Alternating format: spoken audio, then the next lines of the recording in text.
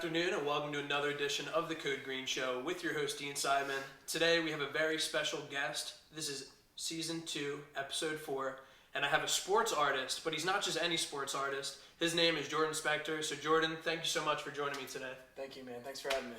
So Jordan, thank you. First question I would like to ask you, how would you describe yourself besides an artist? I'm a very outgoing person. I'm also a former athlete, so I love sports. Obviously, I love football. That's really what inspired the work that I do. And I also love talking to people. I love communicating. I love doing stuff like this. So like I said, very outgoing. I'm not much of an introvert. But yeah. So you talk about football a little bit and how you used to play at football. Can you talk about your Temple experience or maybe your high school experience? Yeah, so growing up, it was kind of a journey and a realization of how good of an athlete you can really be. So growing up as a kid, playing like pound football, I played like lineman, and me and friends would always play backyard football too. So you kind of just build your skills as you go. But once I got to high school, I started playing running back, and that's when I really was able to start getting better at football. And I had a really good senior year at Upper Moreland High School in PA. And I got recruited by some smaller schools, but then I decided to go to school with the mindset of education first. And then I really just missed football a lot, and I had an opportunity to do like a real tryout at Temple University, which they used to host every year. So I did that tryout and somehow made the team, the Division I program. And I trained very hard prior to that for about 6 months and got in the best shape of my life. And it was really a life-changing experience for me, not only just making a program like that, but just going through the process of grinding so hard and trying to work towards a goal. It's really what it's all about, kind of that mindset and kind of that drive. And that's how I approach a lot of stuff in life, my business now and anything that I do. But yeah, so making the team at Temple was really awesome. And I played a season there at Temple. And then going into the next season, I got hurt. And it was enough to have me make a decision to quit football. It was one of the hardest decisions I ever had to make after going through that process of making it. And I was still super optimistic and happy that I even had that opportunity, but it was also a bummer. So after that ended, I was kind of down in the dumps for a little bit. And then eventually I really kind of reset myself and started doing artwork again, just as a hobby, just to kind of fill that void. That's something I've always enjoyed doing my whole life. So hope that sums it up. Yeah, Jordan, that's really great. Thank you so much for sharing that. So why don't you tell the audience why you believe they should be a Spector collector? So you should be a Spector collector because, number one, if you have a man cave or any empty wall space and you're a sports fan, then I have what you need. I like to create artwork that is different, that isn't just your standard kind of painting of a picture. I like to really give it my own flavor, my own style, and really like kind of my motto for my business in general is art with energy. I like to give it that energy that I feel when I watch a certain athlete, when I watch a certain sport. And that's just how I am when I played football and when I play other sports too, is just the energy that I feel. So there's so much more passion behind it than people may see all the time, and I just love to capture those moments, those iconic figures, So that is why I think anybody who's a sports fan should collect my work, if they're a fan of what I've done so far, which I haven't done any Cowboys artwork yet. Nah. So, I don't know if I will. So Jordan, you've worked with a few different athletes. Can you highlight a few of your favorites? Number one, got to go with B-Dawk. Love that. Growing up, he was definitely someone who I looked up to. And I even told myself eventually when I was able to meet him that him and my cousin were really the reason I played football growing up, because I watched him and my cousin when I was a kid, and I was like, wow, I want to be like that. I want to play football, you know what I mean? So being able to eventually link up with him and work with him now was just a super cool experience. And when you meet someone like that and they're also just a really good person, that really makes it that much more worthwhile. So he was definitely awesome to work with. I've had the opportunity to meet other athletes too, some Eagles guys, Jalen Mills, Malcolm Jenkins, and a lot of the guys I've played with at Temple too are in the NFL now, so congrats to them. And Temple in general just puts out a great product. Definitely. Past 10 years of all NFL guys. They're one of the leading schools right now that have guys in the NFL. So I've been able to do work for them as well. And I feel a much bigger connection with them just having seen them from Temple get to that point. What else? There's a lot of guys that I've connected with. It's hard to rattle them all off right now, but Sounds like a superstar lineup. yeah, that's the hope, is to try to build that roster up of guys I'm able to collab with and work with, and that takes time. Probably another really cool one I'd say is Cam Chancellor. He's another guy, like, I just love those heavy hitting, You love super safeties. intense players, and more often than not it's safeties. Brian Dawkins, Ed Reed, Cam Chancellor, Jenkins. Yeah. So like that's what I love from the defensive side. Anybody who's just a baller, and just hits hard, But yeah, that's all I can think of right now. Now, Jordan, you brought some amazing pieces of your work here today. Would you like to do a little bit of a show and tell for us? Sure, why not? I'm sure some people wanted to see that. So behind you here, I call this Philly flavor. I kind of did this spontaneously last year. This is actually the only piece I have that I didn't originally paint. I collaged everything together of different pieces that I've done, and I made it into something that if someone's like a true Philly sports fan, this is something they'd probably want. And that ebbs and flows a little bit, but for the most part, this is something really cool. Anybody I put in there is in there because I already made a painting of it, so it's not like I'm just going to throw any athlete in there, even if one may work better than the other. So I did what I could with what I had, but this is still really cool, and it was a big hit last year in the holidays. Really great gift to give to, just like a print that you can buy for a family member or a friend. So that's something that I wanted to just show off. It's definitely one of my favorites, especially because of how spontaneous it was. And then this massive canvas behind me. What do we got here? A little bit of North Carolina, a little bit of Chicago Bulls. So this year I've definitely kind of expanded, and I started to do more iconic pieces of really iconic figures of sports that I really appreciate, and ones that even this year had a lot more relevancy too. So for MJ, obviously the Netflix series came out of him, and I've always wanted to do an MJ piece. Such a huge fan growing up. I had his jersey since I was like 8 years old. So I finally committed to it, and I spent a week straight design, painting, getting the artwork done, and this is what I came up with. So I really wanted to, like I said with all my work, create something different.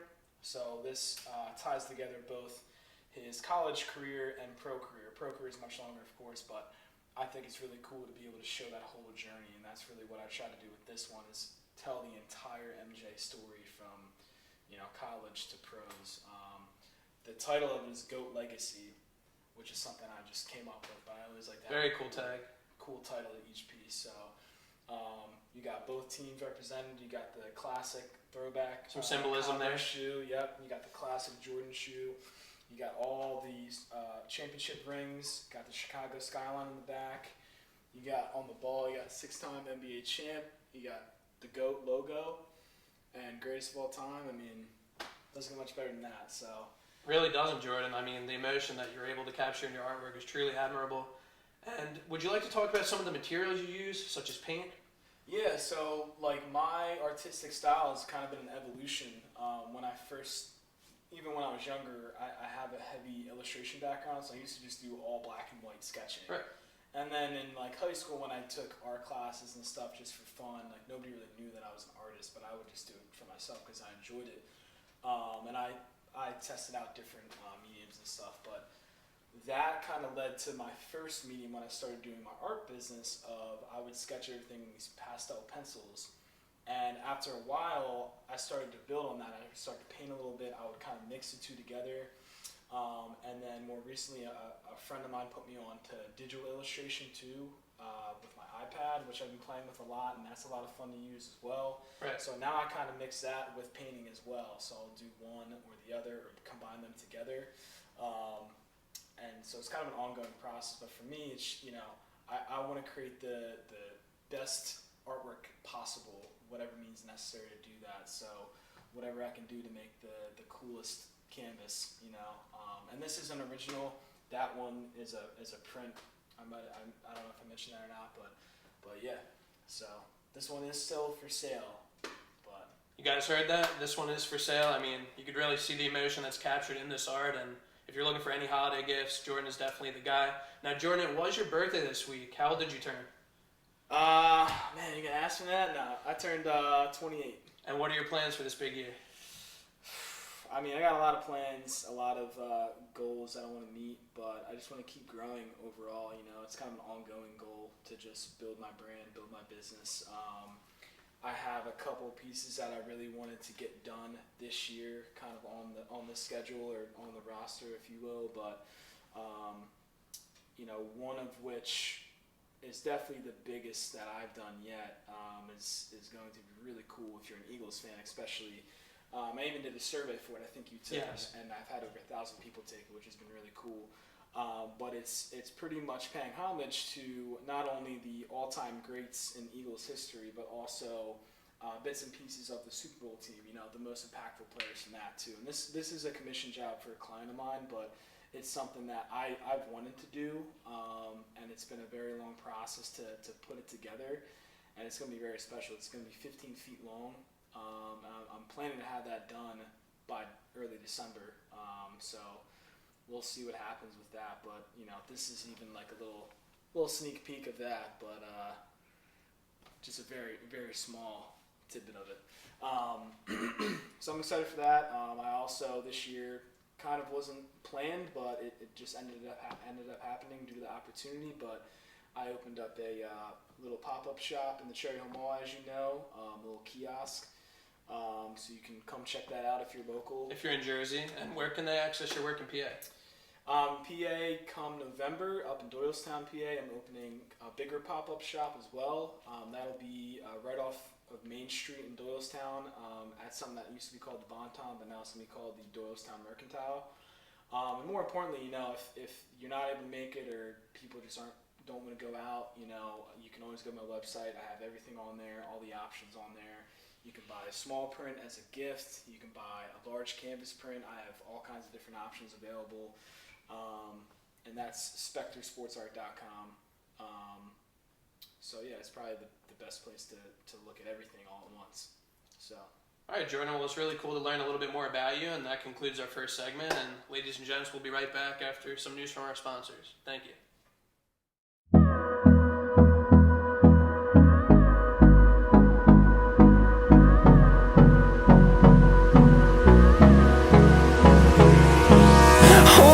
Close till I get up. Time is barely on our side.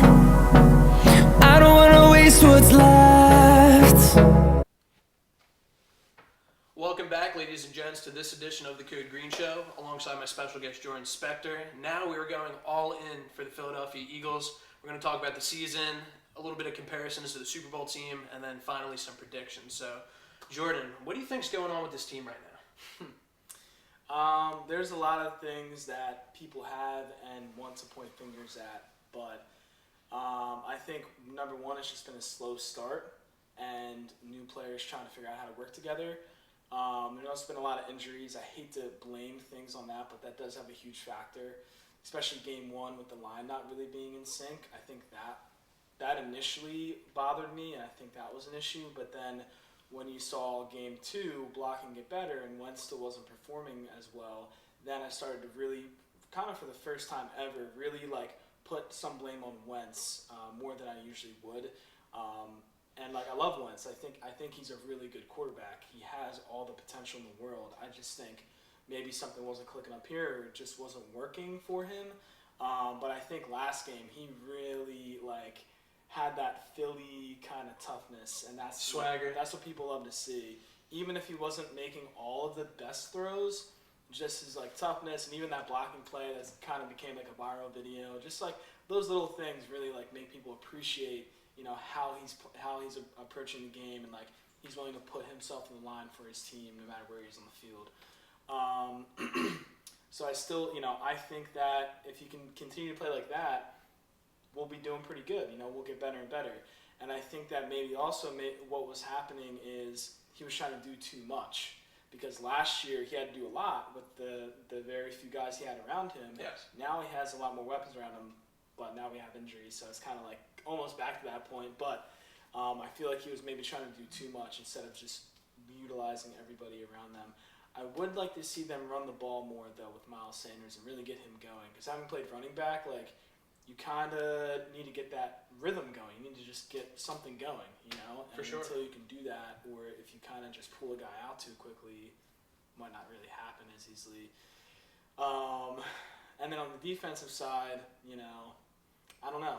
I don't know what to say. A lot of question marks. I don't really know. I know there's injuries. That, you know, that is one factor. I'd love to see a Temple guy in there, Sean Bradley. He's been playing a little bit. His cousin is actually in one of my classes, so we were talking about it a little bit today. His name is Miles, and you know, he's really excited to see Sean hopefully get some playing time. There are some injuries to the linebacking core, so maybe he makes his way from a special teamer to maybe a few snaps. I think so, and I mean that's why they drafted him too. I think eventually he'll be an every down linebacker. He's really good. But yeah, it's been hard for me to pinpoint exactly what is wrong with the defense besides injuries. But they definitely need to improve. Darius Slay is the only one to me that's really just locking it down. I mean, you look at the stats on him, and it's like crazy how good he's playing. Right. You don't see that because the ball's never really thrown his way, and when is, he performs really well. So that's good. That was a good acquisition. And then lastly, I guess the coaching. Coaching is tough because there are certain things that I didn't like the first couple games. Certain calls are just like, why would you do that? Or even like the game that we tied, like at least try to kick that field goal. And because you know most people are going to be mad that you didn't at least try to kick that field goal. So I would almost rather win or lose than have a tie. I just hate ties. Right. I love winning more than anything. But Jordan, you made some really good points. Just to give you my thoughts a little bit. I think it's been hard for 11. I mean, he sits in the pocket and he has three guys. It's their first time playing. Sometimes it's even their first start. So early in the season, I felt like it was more of a chemistry issue. When these guys get more snaps, they're able to get more comfortable and give Carson kind of that fortress, and he's able to make plays. But something you can't really, not blame Carson for is 2 interceptions in each of his first 3 games. So I think, that does go to a little bit of the O-line. But if you're looking at the quality of throws, maybe one of them is not his fault, but I would say probably 5 out of 6 are his fault. So, and you can't turn the ball over. If you're a quarterback in the NFL and you want to make plays and you want your team to win on Sundays, you can't be turning the ball over, especially with how well the defense was playing. You see in a few of these games, it wasn't entirely the defense. They had to, use short fields and kind of defend the best they could, but you could tell when the offense doesn't really give them much, there's really not a balance. It has to be reciprocal football on, at the end of the day. And then when you look at the wide receivers, he does have some weapons. You see we were able to beat the 49ers on Sunday night. I was really impressed with Travis Fulgham, the undrafted guy out of Old Dominion. I'm really excited to see what he can do. Arcega-Whiteside should come back in the lineup this week. Really hasn't done too much. A lot of people, including myself, are starting to lose faith in him, kind of questioning that pick. Yeah. But it's more of a reps thing, I believe, with him, and maybe he's in his head a little bit. He said going into the season he feels healthier and more in sync than he's ever have as far as the playbook is concerned. And then we have Alshon Jeffrey, Deshaun Jackson, hopefully return to the lineup this week. Their veteran presence is definitely missing. You could see it. And with Dallas Goedert missing, that's a whole other thing. I think he's one of the best tight ends in the NFL. He doesn't get enough credit. And I believe the Eagles have the best hand on as far as tight ends are concerned. And if we flip to the defensive side of the ball, we have the best defensive line in football. We lead the league in sacks. We had turnovers last week, which were clutch. And I'm really looking forward to seeing how the secondary holds up because, if the secondary doesn't hold up and the defensive line does well, I mean, what's the whole point at the end of the day? Exactly. They can still get their stats up, but that secondary needs to be locked down, So I hate seeing things like, we need Malcolm Jenkins back. Like, I don't like that to be an excuse for that, but maybe they're right, maybe they're not right. But we'll see how it plays out. And for offense, I think that a guy like Fulgham, he just got a great opportunity and he capitalized on it. I think that's really what it is. All these guys should have that talent. They're all capable of doing that. It's about capitalizing on the opportunity, Even in college, too, everybody's good. But when do you capitalize on the opportunity is really what matters the most. So, and if you fail to do that, sometimes you just don't end up getting that look, that shot, So. And you're competing with guys every day at practice, and for a guy like Fulgham to really shine on the bright lights Sunday Night Football and give the Eagles their first win of the season, I think Doug Peterson's trying to get him more involved because that's not just something that you do all the time. Absolutely. Everybody's got to have the Greg Ward mindset. For sure. That guy I'm impressed with him. Is doing everything right. He's maybe not the fastest or the quickest receiver, or definitely not the biggest, but he's doing everything he is capable of. You know, if people just do what they're capable of and don't overthink, then everybody can do well. And that's what I think is happening with some players, just overthinking too much. So a lot of times it's just mental. For sure. So next thing I wanted to talk about, so you see this Eagles roster, you see guys stepping up. Is there anybody that you'd like to highlight, offensively or defensively, that you would not have expected to step up for this team so far? Well, lineman-wise, and linemen never get credit, I think some of the new guys have been doing pretty well, like the guy from Australia, how do you say his last name? Mailata. He's been playing pretty good, right? Yeah, he hasn't allowed a sack. Right. So that's impressive for a guy who has only played football now for maybe 2 years. Yeah, 2-3 years. So, yeah. I mean, he's huge, which he has, and he has the helps if quickness. you're gifted physically. He has all the tools. It's just a matter of applying it. But I think he's been pretty good, which is awesome for them to develop him into that, coming from another country. So I think that's a really bright spot. And again, defensively, Darius Slay for me is like definitely. You can see the difference in the secondary, right? Yeah. He's able to isolate one whole side of the field, and it allows other guys to make plays, you know? Yeah. Potentially the other night, the reason why we got a pick six from Alex Singleton from the Canadian Football League was because of Darius Slay. Because if he's able to blanket that coverage, guys can pretty much focus on their individual roles and flourish. So we saw that with Alex Singleton, and I love the addition of Slay. You know, you're talking about an all-pro guy who just gives you a lockdown every single game. Yeah, and that's what you need to see from the outside containment, you know? So. Now let's look at the rest of the season. How do you see the Birds faring when the season's said and done? Well, last game was better. It was an improvement. It wasn't great. I hope that they have a winning record. That's my expectation. Maybe 9-7. That would be great. If they exceed that, I'd be impressed. Just seeing how things have been, unless they all of a sudden pull it together magically. But I don't think that will happen. And sad enough as it is, I think that will be enough to win the division. Cowboys suck. Love it. Giants, terrible. They only have Saquon now. That was like their only great player. And Washington, I haven't even paid attention to them, but I don't think they're doing too great either. They're really not. I mean, yeah, besides beating the Eagles, which, you know, got to give credit where credit's due, they did decide to bench Dwayne Haskins moving forward. So. Oh, did they? They have a guy named Allen that's going to start for them. They also have Alex Smith in the mix, who's, you know, traumatic injury on his part. So, you know, I'm really happy to see Alex Smith back on the field for football's sake. And, you know, maybe he's able to take that job over. But in my opinion, I don't think Haskins was ready. I felt like they threw him into the fire. That offense isn't developed enough. And I don't even know personally if I was the GM of the Redskins, if I would have even have picked Haskins, because there's guys who went after him that I think would have been way more successful. Right. So that's a good season prediction. A lot of people like to call the NFC East NFC least. But I think the Eagles can actually win some of these division games. I know they're a toss-up, but I'm looking at the schedule and I'm kind of licking my chops a little bit, because if we could even win, you know, 6 of these games, you know, we're in great boat. Yeah, they got to make sure they win the divisional matchups too. So as long as they do that, I mean, we'll be good, and then just pull it together in the playoffs. You know what I mean? So it's been done before. You know, the Giants did it for sure. So.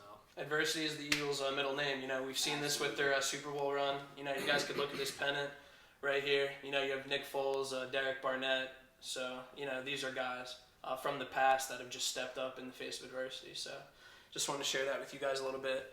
So, Jordan, thank you so much for joining me on the Code Green Show today. You know, I think you're a very interesting guest, and we really don't get to, you know, experience somebody like you, an artist like yourself. So, is there anything you'd like to say to the fans as far as your social media and where they can reach you? Yeah, I mean, I think we touched on it a little bit, but you can follow me at Spector_art on Instagram. It's where I really post all the behind-the-scenes stuff, artwork, of course, and other cool stuff. And my website as well, SpectorSportsArt.com. You can at least go on there and really see the whole collection I have that's available, prints that I have available. And if you sign up for our newsletter as well, you'll be able to get updates on new artwork that I release, especially the new Eagles one coming later this year. So maybe you'll see us in the Cherry Hill Mall very soon. If not, maybe we'll see you in PA. Jordan, thank you so much for joining me today. Thank you, man. Thanks and how I end every show with an Eagles chant. 1, 2, 3. E-A-G-L-E-S, Eagles. Fly Eagles fly. We'll see you next time. Worldwide, international. We made it. Hey. We made it.